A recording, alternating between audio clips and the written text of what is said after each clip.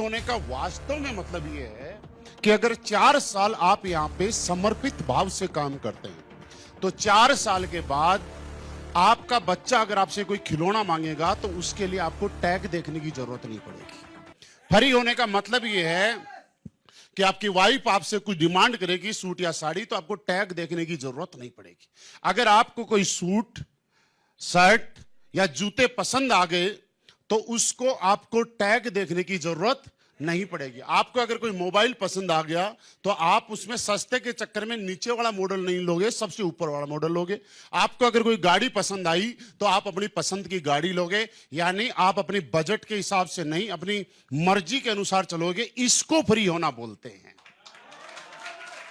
आपके पास 2 ऑप्शन है। मैं आज ये बताना चाह रहा हूं कि आप आज से ये फिक्स कर लो अपने दिमाग में। आदमी का मन कर रहा है BMW लेने का और लेके आ गया नेक्सा, उसको फ्री होना थोड़ी बोलते हैं यार। आप 24 नहीं 48 घंटे काम करो, लेकिन मन अगर BMW का कर रहा है तो BMW लेके आओ, इसको फ्री होना बोलते हैं। क्लोजिंग हमारी पर डे होती है।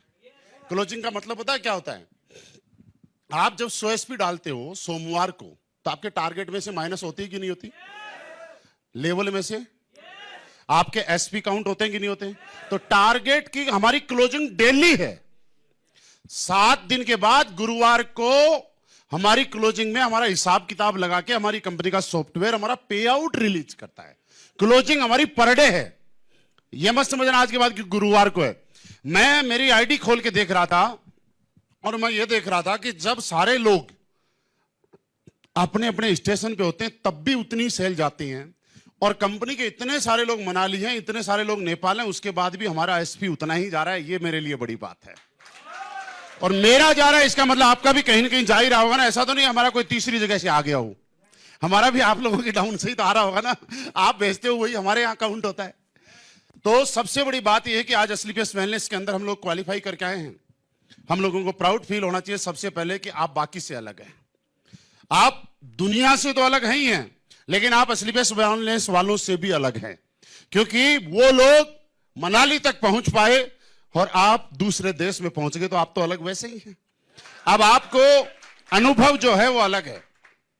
अगली बार भी हमारा टारगेट आ गया है, इसमें आपका गोल फिक्स हो चुका है। इसमें कोई संदेह की बात नहीं है कि अगली बार आप कहां करेंगे। मैं आश्वस्त हूं कि आप अबू धाबी का टारगेट क्वालिफाई 100% करने जा रहे हैं। मैं आप पे भरोसा कर सकता हूं ना, क्योंकि आप विदेश का टारगेट क्वालिफाई करने की आपको आदत पड़ गई है। एक बार क्या हुआ, एक लड़के की शादी हुई नई, तो 5, 7, 8, 10 महीने तो परिवार ठीक ठाक चला। 8-10 महीने के बाद मियां बीवी में, यानी लड़के और लड़की में लड़ाई झगड़ा होने लग गया। जैसे घरों में कई बार हो जाता ना मियां पति पत्नी में। तो वो बेचारा 6, 7, 8 महीने तो झेला उसने। 8-10 महीने के बाद हिंदुस्तान में एक परंपरा है कि हमारे पास डॉक्टर के पास कम और बाबा के पास ज्यादा जाते हैं। कोई पर्ची निकालने वाला होता है, कोई कैसा, है ना।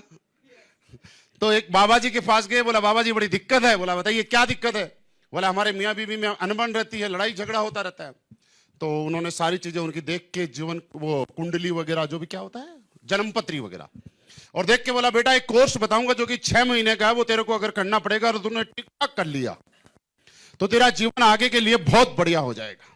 बोला महाराज अगर 60 साल की जिंदगी बढ़िया करनी है तो 6 साल का कोर्स कुछ भी बताओ, मैं करने के लिए तैयार हूं। बोला अगर करने के लिए तैयार है तो ही बताऊंगा, नहीं तो नहीं। बोला मैं तैयार हूं।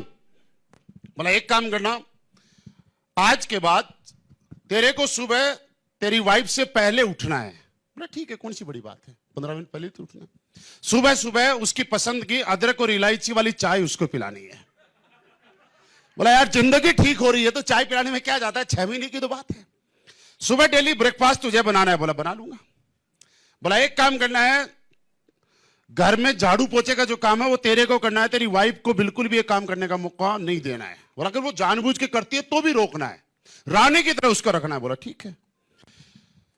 अगर कभी कभी वो थक जाती है, मार्केट में शॉपिंग करने जाती है और थक जाती है, तो पैर भी दबाने हैं, गला नहीं दबाना है, सिर्फ पैर दबाने हैं।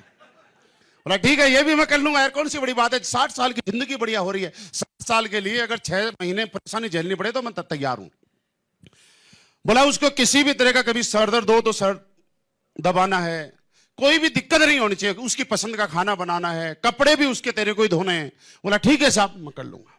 तो ये सारी चीजें एक पर्ची पे उसने लिखी और चल दिया। जैसे ही चला तो हमारे यहां भी कई बार कई लीडर को डाउट हो जाता है। डायमंड उसका सीनियर लीडर बताता है ये करना है, ये करना है, फिर बोलता है सर गारंटी है मैं डायमंड बन ही जाऊंगा।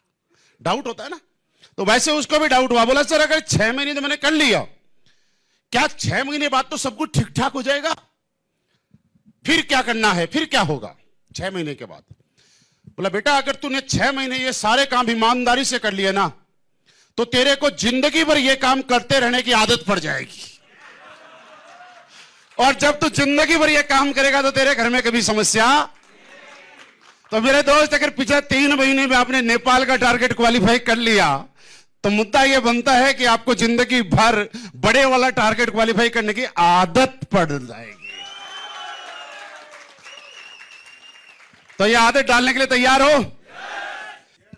3 दिन आपके बहुत बढ़िया निकले थे। मजा आया कि नहीं आया? तो मजा ये नहीं कि आपको कहां घूमने गए, खाना टाइम पे मिला कि नहीं मिला, बस टाइम पे मिले कि नहीं मिली, थक गए, परेशान हो गए, लेकिन मुद्दा यह है कि लोगों की नजरों में आप विदेश घूम रहे हो। आप में से कई लोगों के लिए खानदान का इतिहास लिखने वाली बात है। कई लोग आप में से ऐसे हैं, मैं डायमंड्स की बात नहीं कर रहा, सीनियर लीडर्स की बात नहीं कर रहा, लेकिन कुछ फ्रेशर होंगे, कुछ सिल्वर होंगे, कुछ गोल्ड होंगे, जो जीवन में पहली बार विदेश का पासपोर्ट पे टैग लगा है। कितने लोग हैं जिनका पहली बार विदेश आने का मौका मिल रहा है? यार आप लोगों ने तो कमाल कर दिया। अपने लिए ताली बजाओ। आप जो पहली बार वाले हैं ना, अपने लिए ताली बजाओ। और आप ये विश्वास करो कि आप एक बार विदेश जा सकते हो और एक कंट्री जा सकते हो, तो दुनिया के हर देश की सैर भी आप कर सकते हो, क्योंकि आपके पास असली बेस वेलनेस है। आज यहां से टारगेट बना के जाना कि मैं पहला टारगेट यह बनाना कि हर टारगेट जीतूंगा, और दूसरा टारगेट यह बनाना गूगल पे सर्च करना, निकालना पूरी दुनिया में कितने देश हैं, और फिर अपने हिसाब से यह देखना हमें कौन कौन से देश में घूमना चाहिए। मैं नहीं कहूंगा कि पाकिस्तान का भी टारगेट बना लो क्योंकि सारे दुनिया के कंट्री में तो उसका भी नाम आता है। कुछ कंट्रीज ऐसे हैं जहां आपका मन भी नहीं लगेगा, तो पहले सारे कंट्रीज को निकालना, आपका 100 कंट्री, 50 कंट्री, 70 कंट्री, और यह टारगेट बनाना अपनी लाइफ में कि एक देश तो पूरा हो चुका है और मुझे शतक मारना हो, 100 देशों की यात्रा इस जन्म में कम से कम करनी है। और 100 देश की यात्रा गारंटी नहीं है असली बेस वेलनेस से करो। जब आप 18वें लेवल पे, 15वें लेवल पे आ जाओगे ना, तो AWPL में इतना पैसा आता है कि अपने पैसे से सारे देश की यात्रा कर सकते हो। आज कई बार मुझे लोग बोलते हैं, मैं कई बार जाता हूं अक्सर मीटिंगों में, सर होटल अच्छा नहीं था।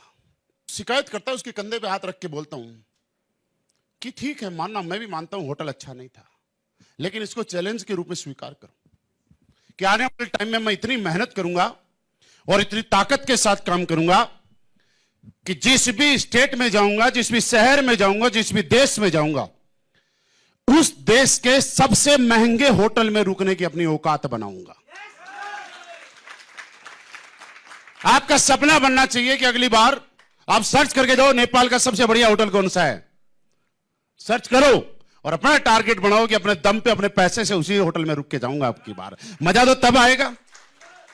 अगर दुबई जाते हो तो आपने देखा होगा, दुबई में सबसे बढ़िया होटल है, एक बार समुद्र के बीचों में बुर्ज अल अरब है, देखा है, फोटो देखा है, उसके ऊपर टॉप पे हेलीपैड है।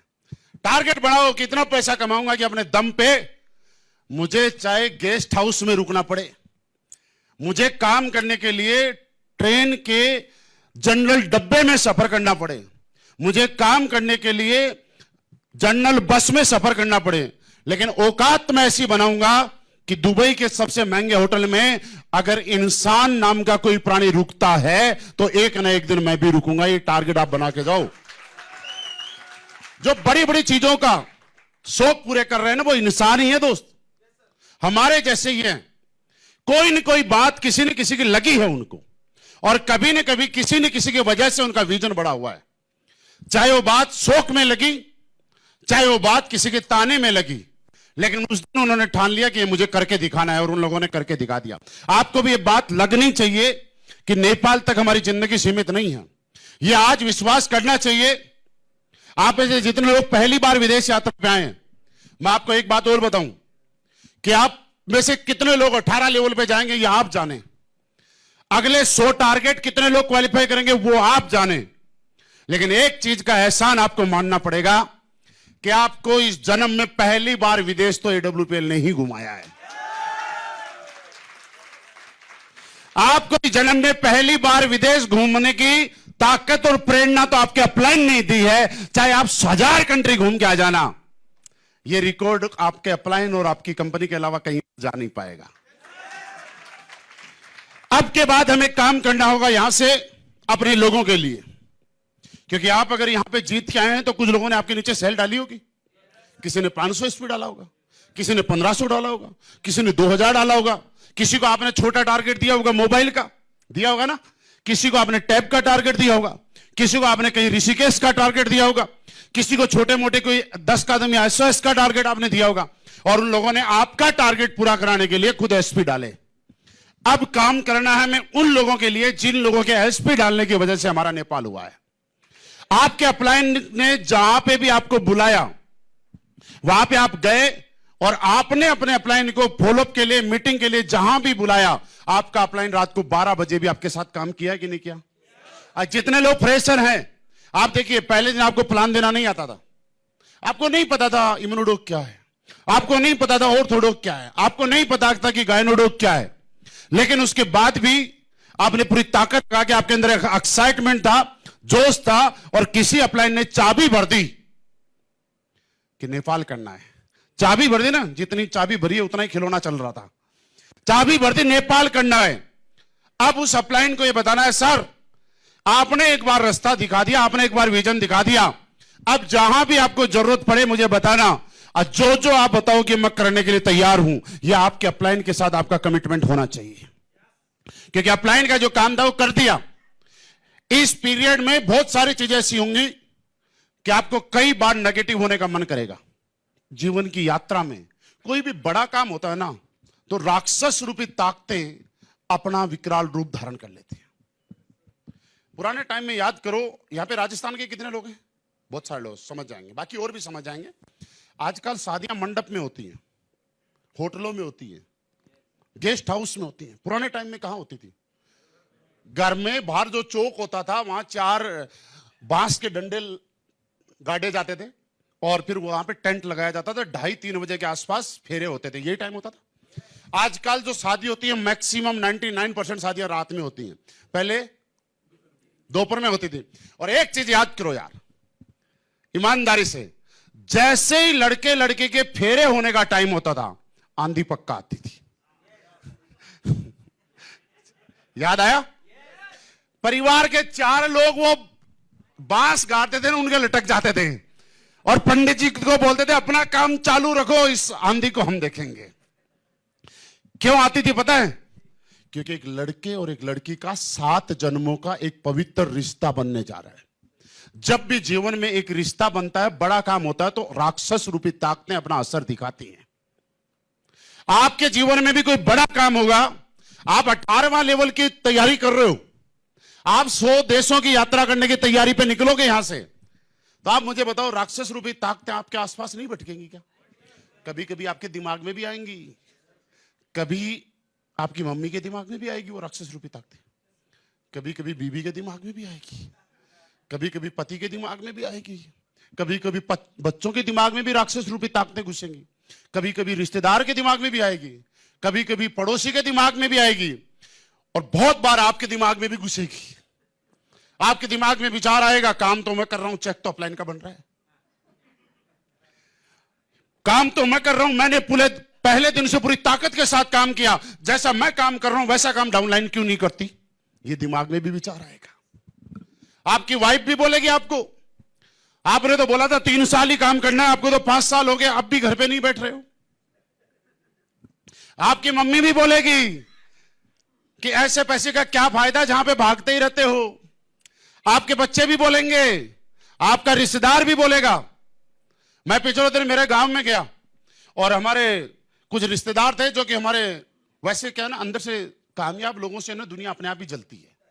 मतलब आपको किसी से दुश्मनी लेने की जरूरत नहीं है। थोड़ा सा कामयाब हो जाओ, दुश्मन अपने आप बन जाते हैं और अंदरूनी जलने वाले लोग अपने आप ही तैयार हो जाते हैं।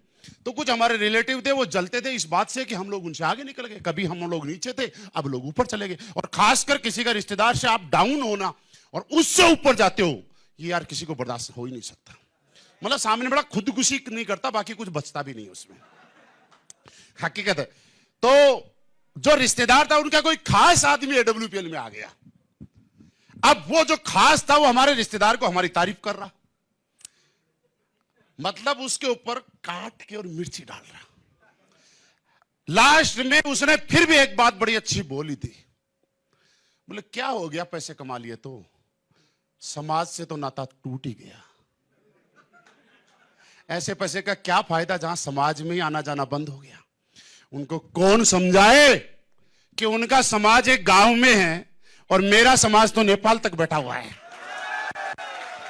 मेरा समाज तो मनाली में बैठा हुआ है, मेरा समाज तो कश्मीर से कन्याकुमारी तक है।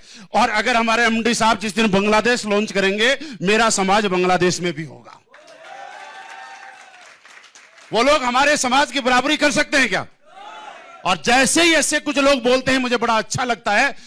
जब लोग मेरे खिलाफ बोलते हैं तो मुझे मजा आता है कि मेरे में कुछ तो है कि लोग मेरे खिलाफ बोलते हैं। तो आपको भी जब कोई खिलाफ बोले ना, तो ये सोचा करो आप में कुछ तो है कि लोग आपके खिलाफ बोल रहे हैं। नहीं तो दुनिया में कोई किसी के खिलाफ नहीं बोलता है। हमारे देश में बड़े बड़े नेताओं को देखना, जब उनकी कोई न्यूज नहीं आती तो वो अपने ही किसी आदमी से स्टेज पे थप्पड़ मरवा लेते हैं, ताकि 2 दिन न्यूज तो चले कम से कम। अपने ही किसी खास आदमी को बोलते हैं, मैं जैसे स्टेज पे आऊं स्याही फेंक देना।